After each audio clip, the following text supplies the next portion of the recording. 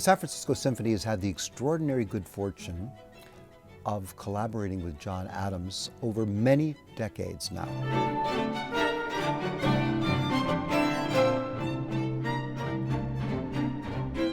Absolute Jest for string quartet and orchestra. This is a piece John wrote for the St. Lawrence String Quartet and the San Francisco Symphony. And it is his homage, his observation of Beethoven's work, especially the work of his late string quartets.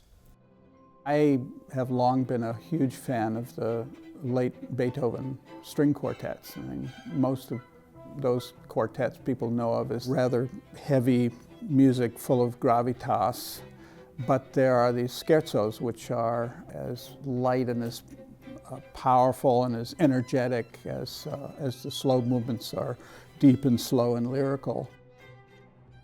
What's remarkable about Absolute Jest is it goes to such zany places in its first part, but then finds its way into a sort of contemplative oasis, very much based on the Adagio from the C-sharp minor quartet of Beethoven, which is one of the more serious and inward-looking, melancholy pieces Beethoven wrote.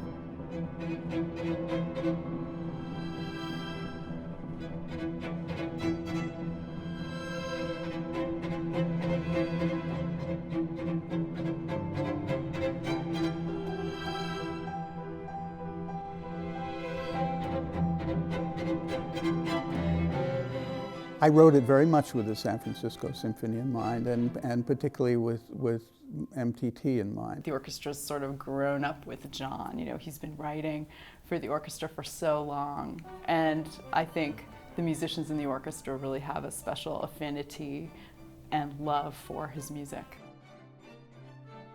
The piece is one of my favorite John Adams pieces, and the playing of the quartet and of the orchestra is an absolute delight.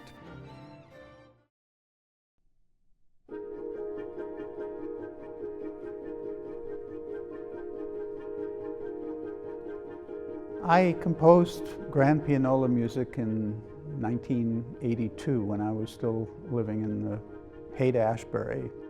It was an unusual piece because at that time I was still very absorbed with minimalism and repetitive ideas and long evolving musical structures.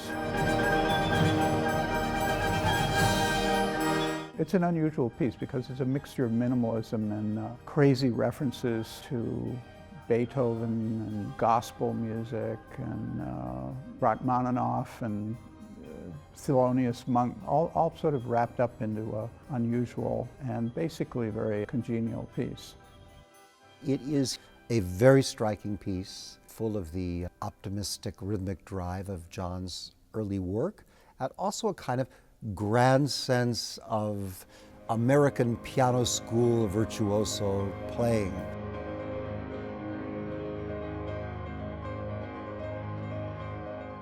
I do love piano music and piano writing, and the idea of having two pianos appealed to me because I could have each playing basically the same material but slightly out of phase.